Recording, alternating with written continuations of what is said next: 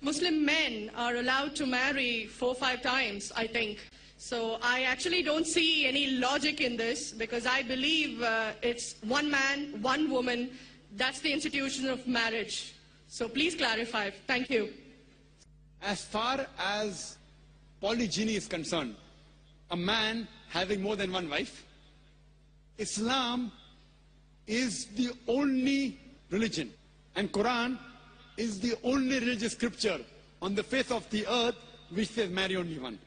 There is no religious scripture besides the Quran. I am a student of comparative religion, which says marry only one. There is no verse in the Bible, no verse in the Bhagavad Gita, no verse in the Veda which says marry only one except the Quran.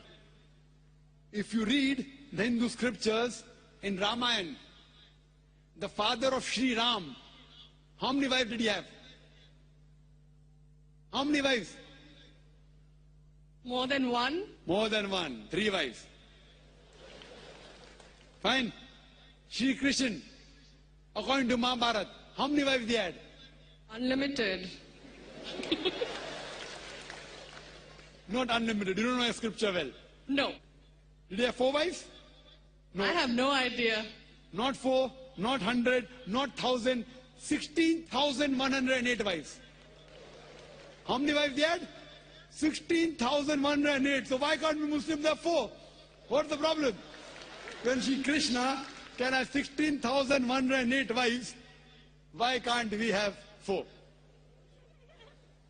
Further, if you read the Vishnu Purana, chapter number 24, verse number 1, it says a Brahmin can have up to 4 wives. If you read the Jewish scriptures, it gives you permission to have as many wives as you wish.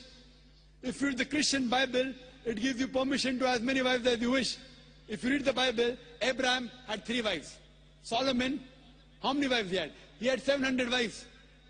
It is later on, the church has put a ban that Christians should marry only one, not the Bible. It is the Jewish community married more than one wife. It was in 1950 that chief rabbi passed a synod that Jews should marry only one. So it is the rabbi, not the Jewish scriptures. And according to Hindu scriptures, you can marry as many as you wish. It is the Indian government in 1954 passed a law called the Hindu Special Marriage Act. Hindu Special Marriage Act, which says Hindus should marry only one. It is not the religious scripture. It is not Bhagavad Gita. It is not Ramayana. It is not Mahabharata. It is not Veda. It is the Indian Penal Code. Now, let's analyze what does the Quran say. Quran says in Surah Nisa, chapter 4, verse number 3, marry women of your choice in 2s, 3s or 4s. But if you can't do justice, marry only one. This statement, marry only one, is only given in the Quran and no other religious scripture. It says, marry women of your choice in 2s, 3s or 4s. But if you can't do justice, marry only one. So if you want to marry more than one woman, one of the criteria of the Quran is you should do justice. If you can't do justice, you should marry only one.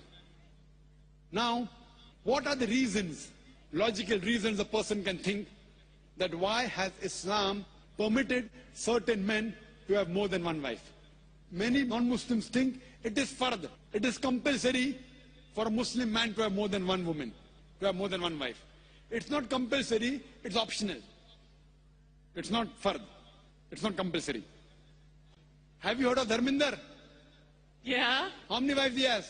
2. Muslim or non-Muslim? Non-Muslim. Non-Muslim. Your previous chief minister, what's the name? Jayalalitha. Yes. Hindu or Muslim? Hindu or Muslim? Hindu. Hindu, fine. Now these are famous personalities. Fine.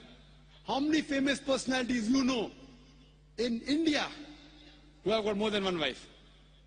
Now let us understand what are the logical reasons. Come back to logic now.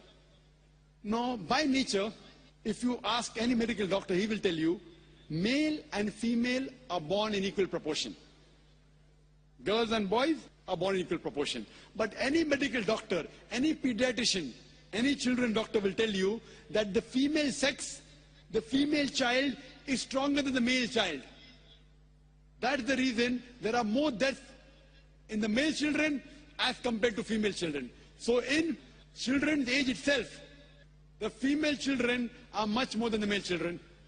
As life grows on, there are people dying due to accidents, due to alcoholism, due to war.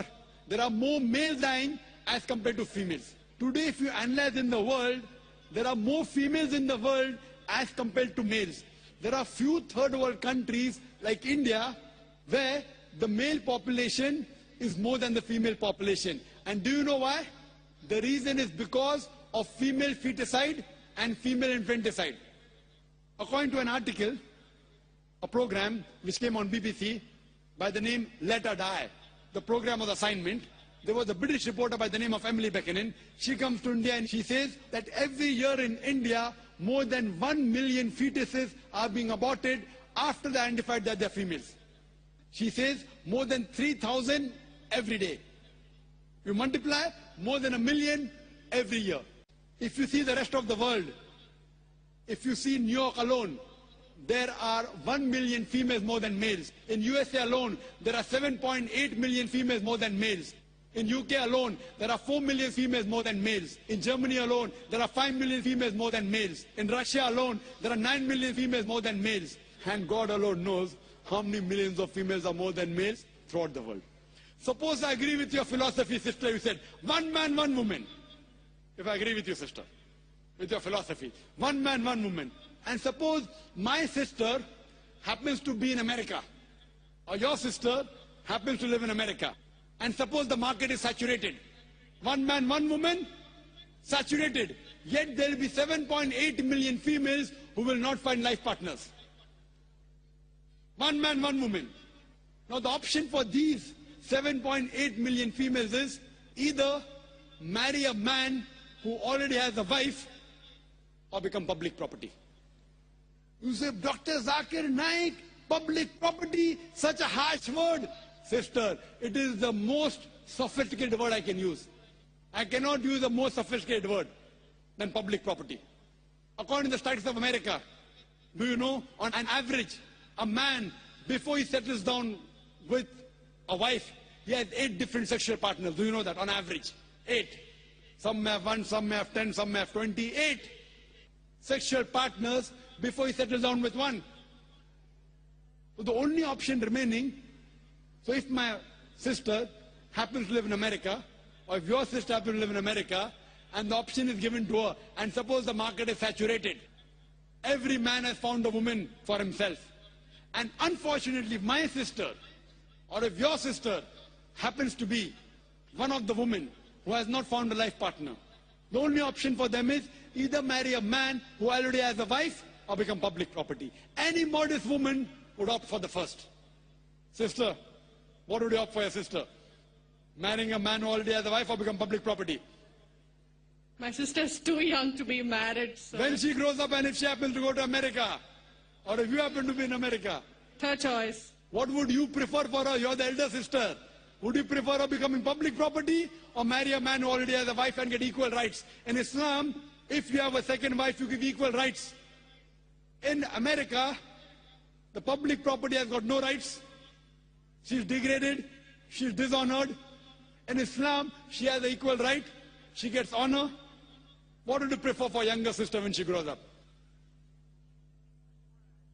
Sometimes it's difficult to speak the truth, sister, correct? Especially in front of such a large audience. Anyway, I've got your answer, sister. Thank you. And your silence speaks for that.